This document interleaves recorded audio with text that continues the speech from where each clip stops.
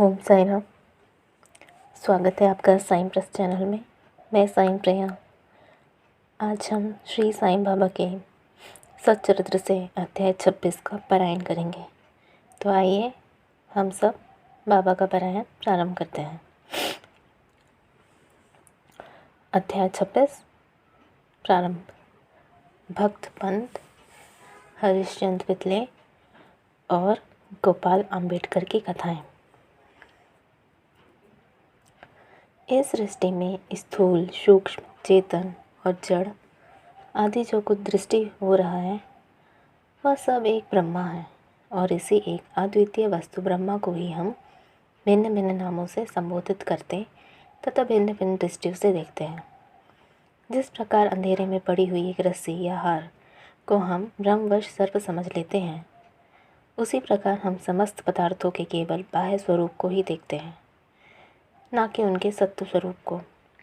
एकमात्र सद्गुरु ही हमारी दृष्टि से माया का आवरण दूर कर हमें वस्तुओं के सत्य स्वरूप का यथार्थ में दर्शन करा देने में समर्थ है। इसलिए आओ हम श्री सद्गुरु साईनाथ महाराज की उपासना कर उनसे सत्य का दर्शन कराने की प्रार्थना करें, जो कि ईश्वर के अतिरिक्त और कुछ भी नहीं है। आंतरिक पूजन श्री हेमाड़ पंत उपासना की एक सर्वथा नवीन पद्धति बताते हैं। वे कहते हैं कि सद्गुरु के पाद प्रक्षालन के निमित्त आनंद अश्रु के उष्ण जल का प्रयोग करो। उन्हें सत्य प्रेम रूपी चंदन का लेप कर दृढ़ विश्वास रूपी वस्त्र पहनाओ तथा कोमल और एकाग्र चित्त रूपी फल उन्हें अर्पण करो। भाव रूपी बुक्का उनके मस्तिष्क पर लगा भक्ति की कफनी बांध अपना मस्तक उनके चरणों पर रखो। इस प्रकार श्री साईं को समस्त आभूषणों से विभूषित कर उन्हें अपना सर्वस्व निछावर कर दो। उष्णता दूर करने के लिए भाव का सदा चवर टुलाओ। इस प्रकार आनंददायक पूजन कर उनसे प्रार्थना करो कि हे प्रभु साईं, हमारी प्रकृति अंतर्मुखी बना दें, सत्य और असत्य का विवेक दो और सांसारिक पदार्थों से आसक्ति दूर कर दो। हमें आत्मानुभूति प्रदान करो। हम अपनी काया और प्राण आपके श्री चरणों में अर्पित करते हैं।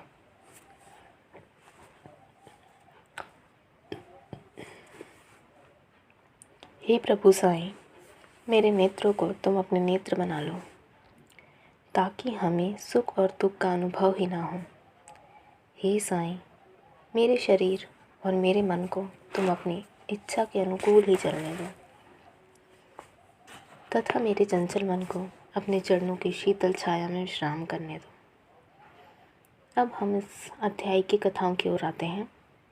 पहली अध्याय भक्त पंत। एक समय एक भक्त जिसका नाम पंत था, वह एक अन्य सद्गुरु के शिष्य थे। उन्हें शिरडी पधारने का सौभाग्य प्राप्त हुआ। उनकी शिरडी आने की इच्छा तो न थी, परंतु मेरे मन कछु और हैं और विधाता के कछु और वाली कहावत चरितार्थ हुई। वे रेल पश्चिम मध्य रेलवे द्वारा यात्रा कर रहे थे, जहां उन्हें बहुत से मित्र एवं संबंधियों से अचानक ही भेंट हो गई, जो कि शिरडी यात्रा को जा रहे थे। उन लोगों ने उनसे शिरडी तक साथ साथ चलने का प्रस्ताव किया। पंत यह प्रस्ताव अस्वीकार न कर सके।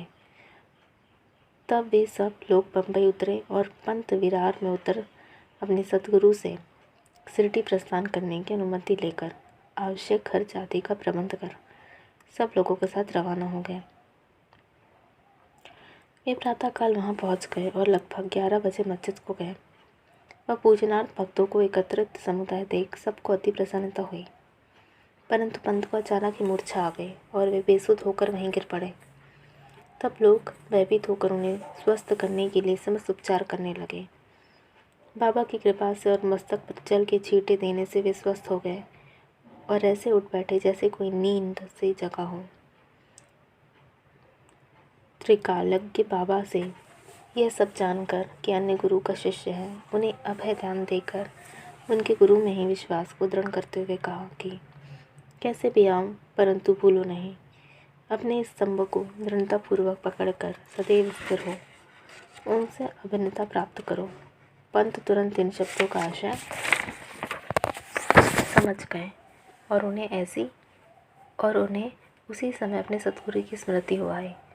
उन्हें बाबा ने इस अनुग्रह की जीवन भर स्मृति बनी रहे। एक अगली कथा। श्री हरिश्चंद्र पतले। बम्बई में एक हरिश्चंद्र पतले नामक सद्गृहस्थ थे। उनका पुत्र मिर्गी रोग से पीड़ित था। उन्होंने अनेक प्रकार के देशी विदेशी चिकित्साएं कराईं, परंतु कोई लाभ न हुआ। अब केवल एक ही उपाय शेष रह गया था कि किसी संत के चरण कमलों की शरण ली जाए। 15वें अध्याय में बतलाया जा चुका है कि दास गणों के सुमधुर कीर्तन से श्री साईं बाबा की कीर्ति बम्बई तक अधिक फैल चुकी थी। पतले ने भी सन 1910 में उनका कीर्तन सुना और उन्हें ज्ञात हुआ कि श्री साईं बाबा के केवल कर स्पर्श तथा दृष्टि मात्र से ही असाध्य रोग समूल नष्ट हो जाता है।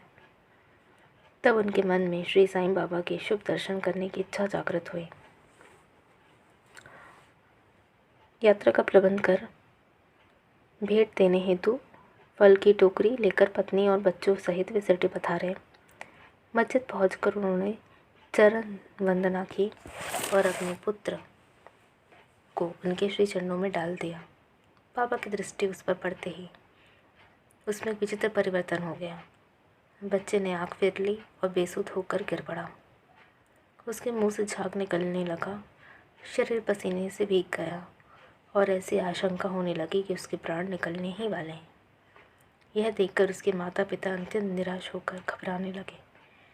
बच्चे को बहुधा थोड़ी मूर्छा तो अवश्य आ जाया करती थी, परंतु यह मूर्छा दीर्घकाल तक रही। माता की आंखों से अश्रु की धारा बह रही थी।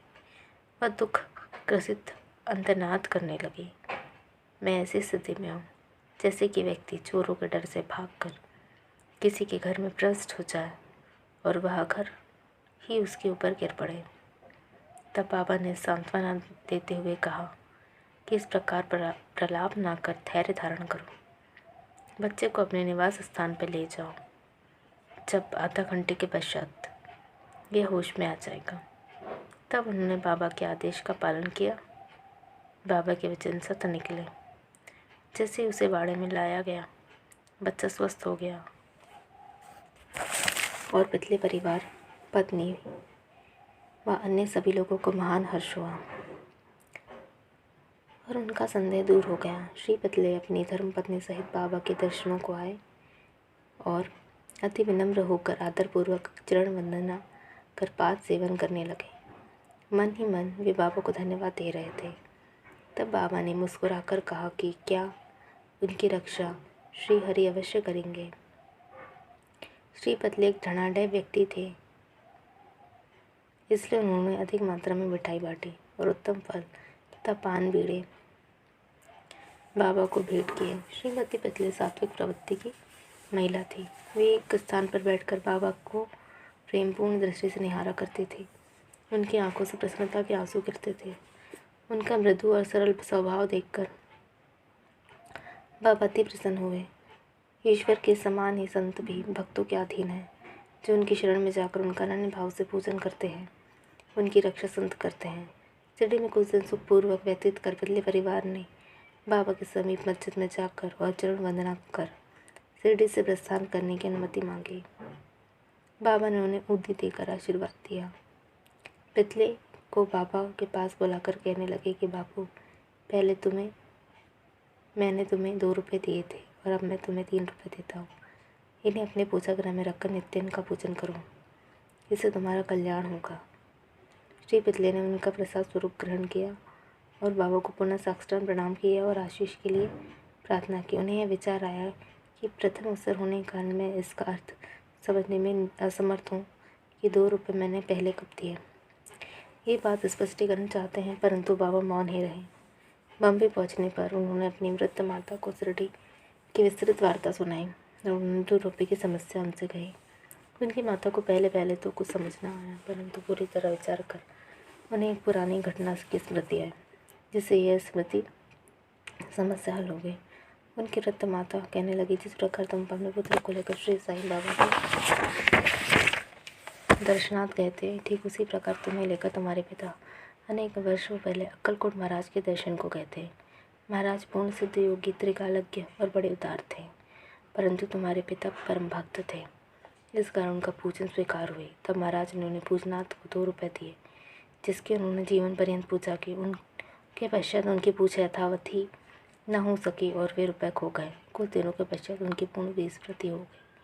तुम्हारा सौभाग्य है कि श्री अक्कलकोट महाराज ने शाही रूप में तुम्हें अपने कर्तव्यों का पूजन की स्मृति इत्यादि स्मृति कराकर आपत्तियों से मुक्त कर दिया है। अब भविष्य में जागरूक रहकर समस्त शंकाएं और सोच विचार छोड़कर अपने पूर्वजों को स्मरण कर, रिवाजों का अनुसरण कर उत्तम प्रकार का आचरण अपनाना। अपने कुलदेव तथा इन उपयोग की पूजा कर उनके यथार्थ स्वरूप को समझो और संतों का आशीर्वाद ग्रहण कर मैं गर्व मानो। श्री साईं समर्थ ने दया कर तुम्हारे हृदय में भक्ति का बीजारोपण कर दिया है और अब तुम्हारा कर्तव्य है कि तुम उसकी वृद्धि करो। माता के मधुर वचनामृत का पान कर श्री पितले को अत्यंत प्रसन्नता का हर्ष हुआ। बाबाओं ने सर्वत्रिकालज्ञता विदित हो गई और उनके श्री दर्शन की महत्व ज्ञात हो गया। इसके पश्चात वे अनेक व्यवहार में अधिक सावधान हो गए। श्री अम्बेडकर। पूना के श्री गोपाल नारायण अम्बेडकर बाबा के परम भक्त थे। एक जो ठाणे जिले के जवाहर स्टेट के आबकारी विभाग में 10 वर्षों से कार्य करते थे। वहाँ से सेवानिवृत्ति होने पर उन्होंने अन्य नौकरी ढूंढी, परंतु उन्हें सफल न हुई। तब उन्हें दुर्भाग्य ने चारों ओर से घेर लिया, जिससे कि उनकी आर्थिक स्थिति और भी ज़्यादा दयनीय हो गई। ऐसी परिस्थिति में उन्होंने 7 वर्ष व्यतीत किए। वे प्रति वर्ष तटी जाते और अपनी दुखदायी स्थिति बाबा से कहते। 1916 में उनकी स्थिति और भी ज़्यादा अधिक चिंताजनक हुई। तब उन्होंने शिरडी जाकर आत्महत्या करने की ठानी। इसलिए वे अपनी पत्नी के साथ शिरडी आए और वहाँ 2 मास ठहर गए। एक रात्रि को दीक्षितवाड़े के सामने एक बैलगाड़ी पर बैठे बैठे उन्होंने कुएं कूद कर प्रणाम करने का निश्चय किया। वहीं समीप एक भोजनालय के मालिक श्री सगुण मेरू नायक ठीक उसी समय बाहर आकर उनसे इस प्रकार वार्तालाप करने लगे कि क्या आपने कभी श्री अक्कलकोट महाराज की जीवनी पढ़ी। सगुण ने पुस्तक लेकर उन्होंने पढ़ा प्रारंभ कर दिया। पुस्तक पढ़ते पढ़ते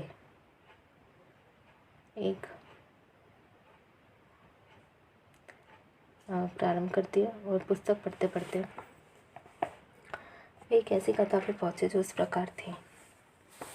श्री अक्कलकोट महाराज ने जीवन काल में एक व्यक्ति असाध्य रोग से पीड़ित था और जब वह किसी प्रकार का कष्ट सह नहीं सका तो वह बिल्कुल निराश हो गया और रात्रि को कुएं में कूद पड़ा। तक्षण ही महाराज वहाँ पहुँच गए और उन्होंने अपने शुभ अशुभ कर्मों का फल अवश्य ही भोगना चाहिए। यदि तुम भोग अपूर्ण रह गया तो पूर्व जन्म धारण करना पड़ेगा। इसलिए मृत्यु से श्रेष्ठकर है कि कुछ काल तक उन्हें सहन कर पूर्व जन्मों के कर्मों का भोग समाप्त कर सदैव के लिए मुक्त हो जाओ। यह सामयिक और उपयुक्त कथा पढ़कर अम्बेडकर को महान आश्चर्य हुआ और वे द्रवित हो गए। यदि इस कथा द्वारा तुम्हें बाबा की संकेत प्राप्त न होता तो अभी तक उनका प्राणांत हो गया होता। बाबा की इस व्यापकता और दयालुता देखकर उनका विश्वास दृढ़ हो गया और वे बाबा के परम भक्त बन गए। उनके पिता श्री अक्कलकोट महाराज के शिष्य थे और बाबा की इच्छा भी थी कि उन्हीं के पद चिन्हों पर अनुसरण कराने की। बाबा ने उन्हें आशीर्वाद दिया और अब भक्त उनका भाग्य चमक उठा। उन्होंने ज्योतिष शास्त्र के अध्ययन में निपुणता प्राप्त की और उनमें बहुत उन्नति कर ली और बहुत साधन विकसित करके अपना शेष जीवन सुख और शांतिपूर्वक व्यतीत किया। श्री सतगुरु साईनाथ अर्पणमस्तु। शुभम भवतु। अध्याय 26 समाप्त। ओम साई राम, जय साई राम।